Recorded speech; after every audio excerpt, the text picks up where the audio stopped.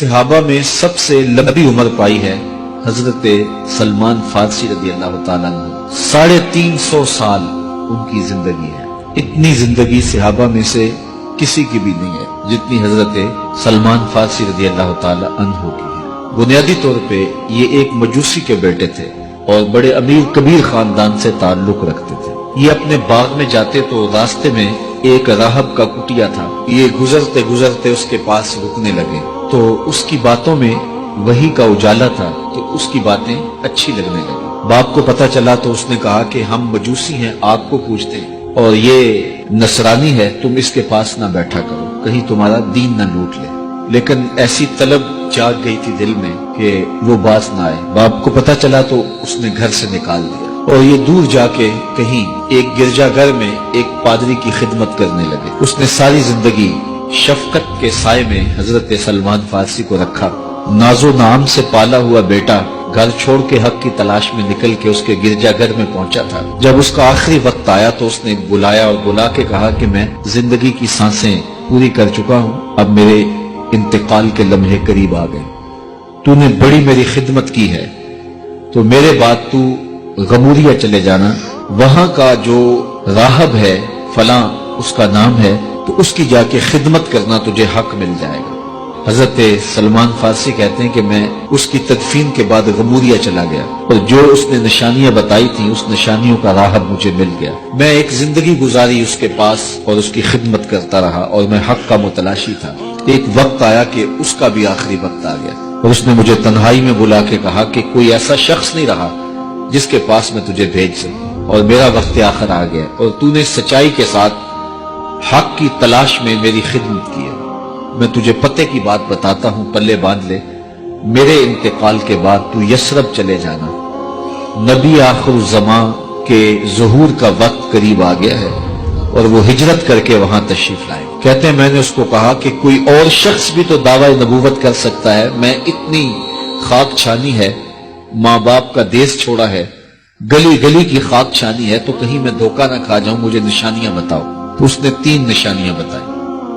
کہا ایک تو صدقہ قبول نہیں کرے گا، دوسرا ہدیہ رد نہیں کرے گا، تیسرا 2 کندھوں کے درمیان مہر نبوت ہوگی۔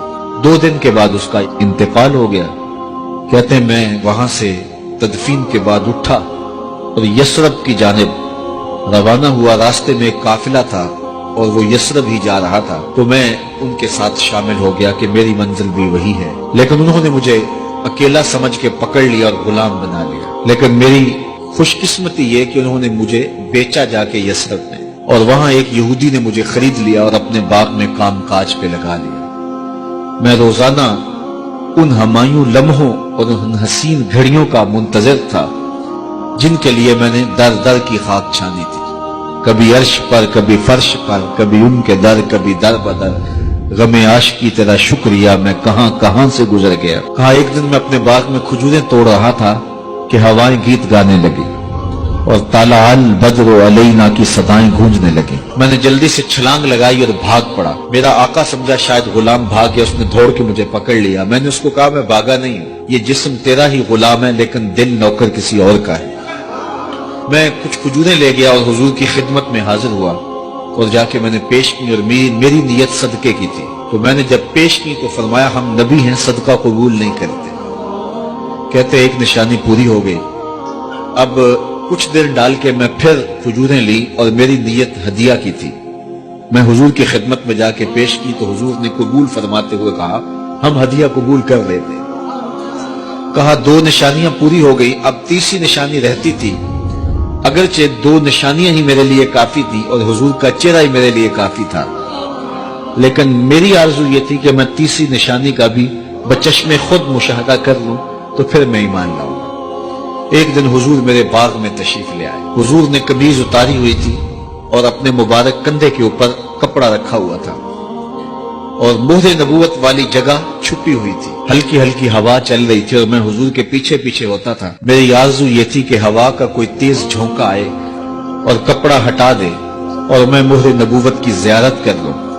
حضور میرے ارادہ قلب سے آگاہ ہوئے، فَأَلْقَى إِلَيَّ رِدَاءَهُ، हुजूर ने अपने कंधे से चादर उतार के मेरी जानब फेंकी, फिर अपने रुख को फेर के मेरी जानब अपनी पुश्त मुबारक करते हुए फरमाया, उन्जुर इला मा उमिरता बिही, उस पादरी ने जो बताया था देख ले आके। तो कहते हैं मैंने देखा तो हुजूर के दो कंधों के दरमियान मोहर नबूवत थी। तो मैं दौड़ के लिपट गया और हुजूर के मोहर नबूवत को चूम लिया और मैं हुजूर का गुलाम बन गया। तो लोगों ने कहां कहां इंतजार किए, कितनी सदियां काटी, किस किस दर की गुलामी की। मैं कहा करता हूं मेरे मुकद्दर आपके मुकद्दर।